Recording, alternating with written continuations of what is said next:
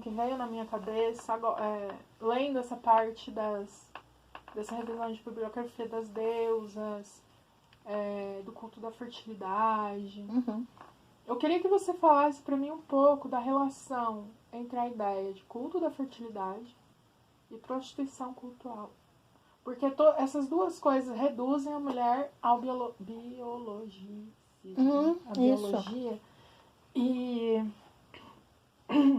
participam da desvalorização social das mulheres. A gente sabe muito bem, século XIX, razão, emoção, corpo, espírito. Platonismo. E as teologias cristãs, elas são essencialmente platônicas. Então esse dualismo é constante. O que é ser platônico? Essa dualidade entre material e imaterial. As monoculturas, elas começam com essa... Desde o judaísmo, né? As monoculturas, elas começam a elaborar a ideia transcendente de divindade. Exatamente para que haja um controle narrativo.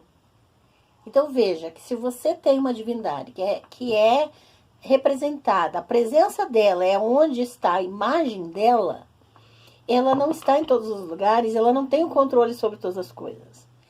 À medida em que as monoculturas da religião, que são os monoteísmos, elas elaboram a proibição das imagens que representam a divindade, e a divindade se torna transcendente, o controle é feito pela narrativa sobre a divindade.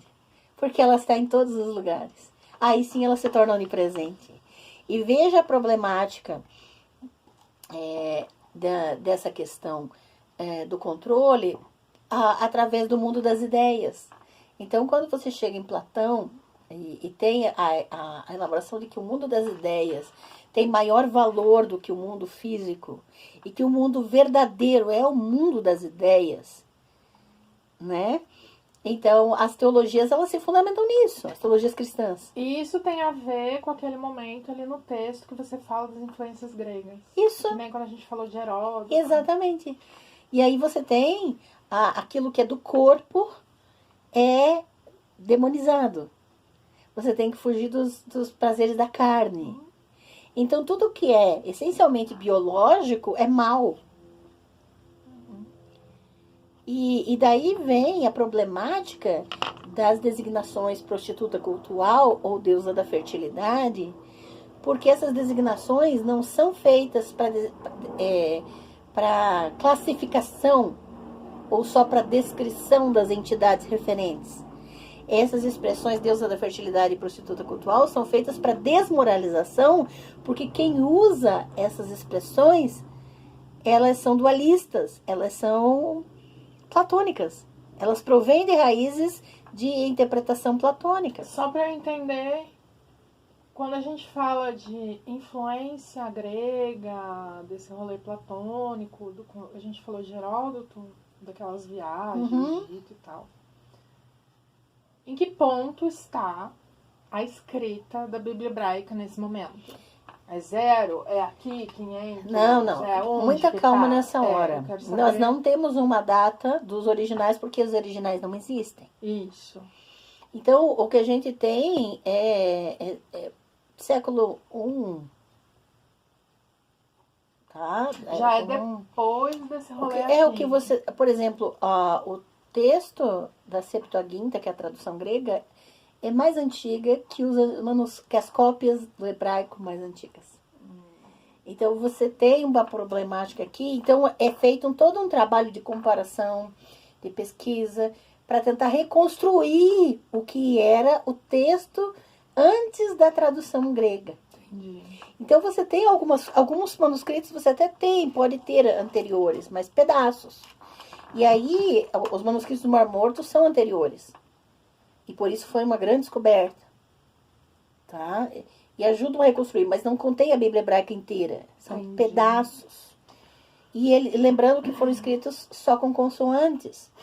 E todas as palavras juntas, sem espaço entre elas. Então, houve todo um trabalho de interpretação, porque se você corta a palavra no lugar errado, você cria outra palavra.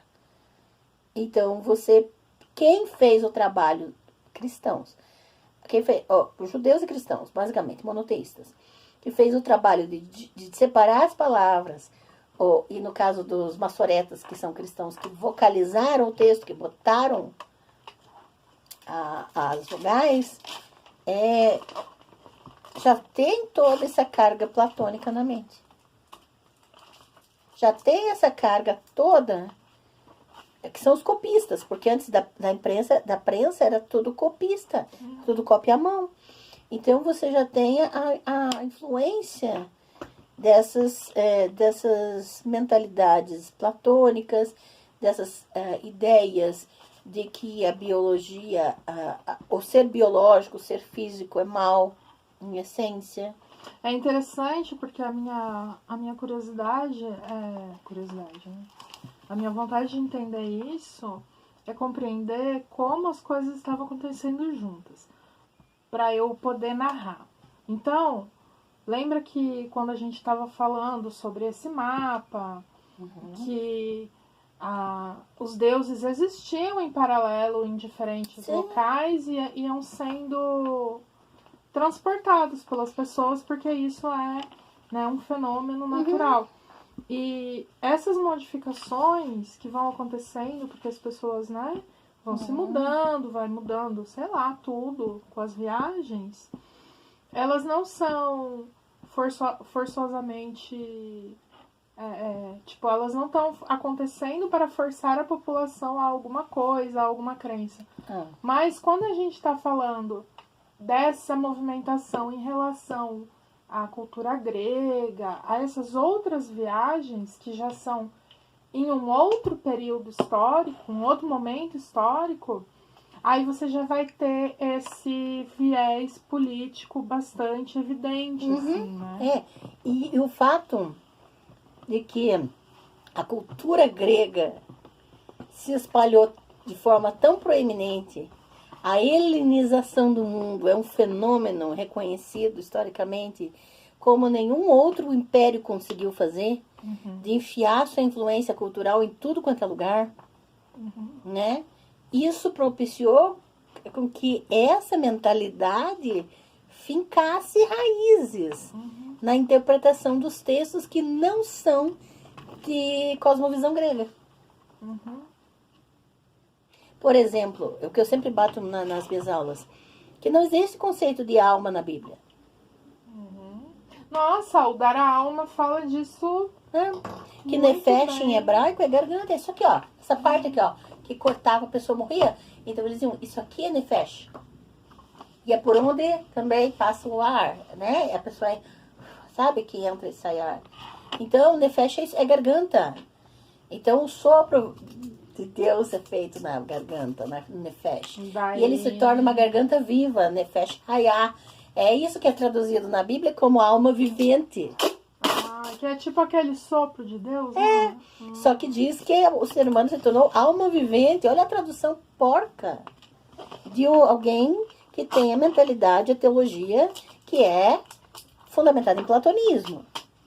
Porque o conceito de alma... Porque é o dualismo. Exato. Mas não, é uma garganta viva, que ela começou a entrar e sair ar. É físico. A mentalidade hebraica do Antigo Testamento é física. E quando a gente pensa nas religiões mais antigas, como a gente não tem registro, o negócio aí não tem uma, né? Não tem registro, não é rígido. E até essa classificação, a classificação da história. A história começa com o surgimento da escrita. Então você tem paleolítico, neolítico, como pré-história. A história começa a partir da escrita. E dá a entender que eles já estavam escrevendo texto literário quando começou a escrever. Mas não. Surgiu a escrita de marcar. 2 porquinhos, saco de arroz. Lista de compra, administração, números. Ou como tem o calendário ali, não sei se você viu. Aquele redondo? Esse aqui, entendeu? Isso aqui é o calendário de Gezer. Isso aqui, não tinha isso aqui é o visto. registro hebraico mais antigo que a gente tem, de um texto. Isso é um texto não literário em hebraico. Isso é um calendário. Isso aqui é, tal mês você planta isso, tal mês você planta isso, tal mês você planta isso. Calendário de cultura, de cultivo. Exato.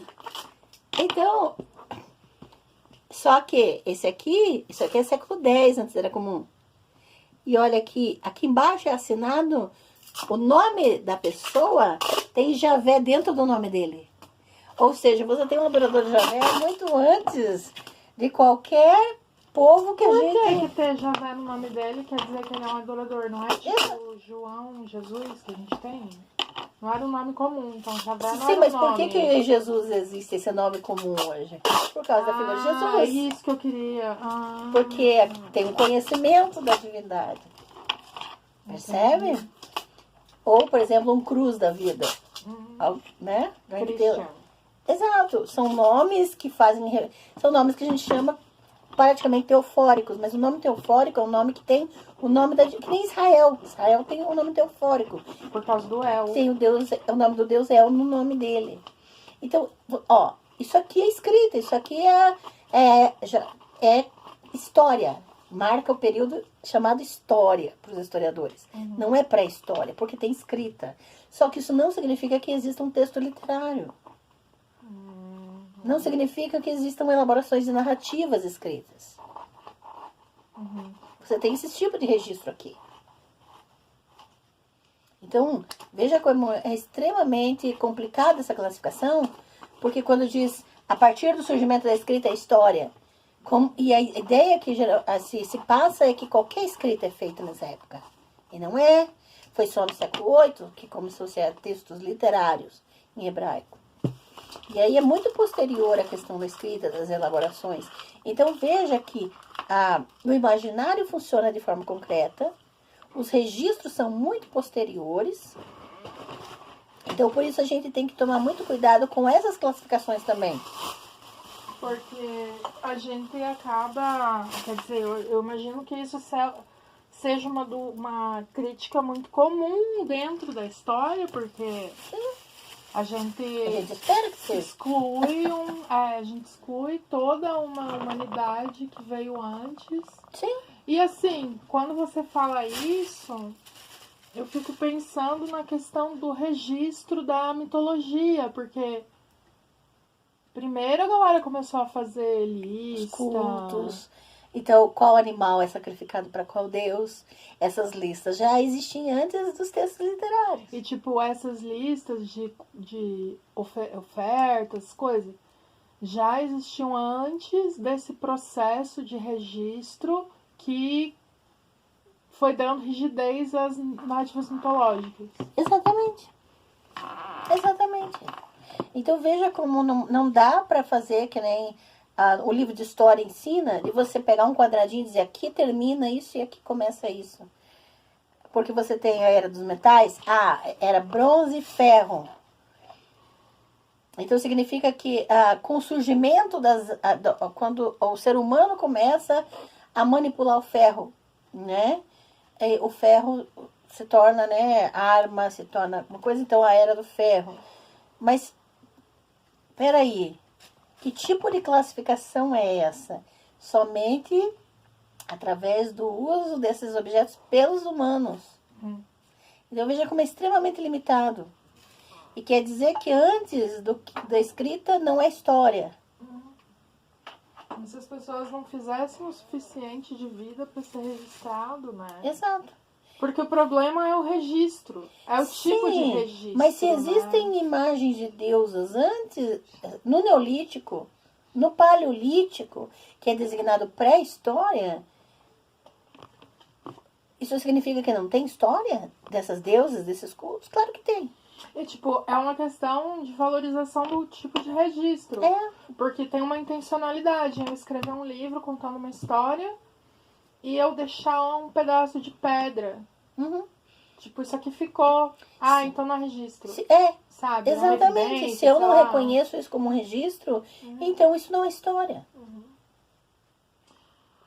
Perigo. extremamente perigoso isso.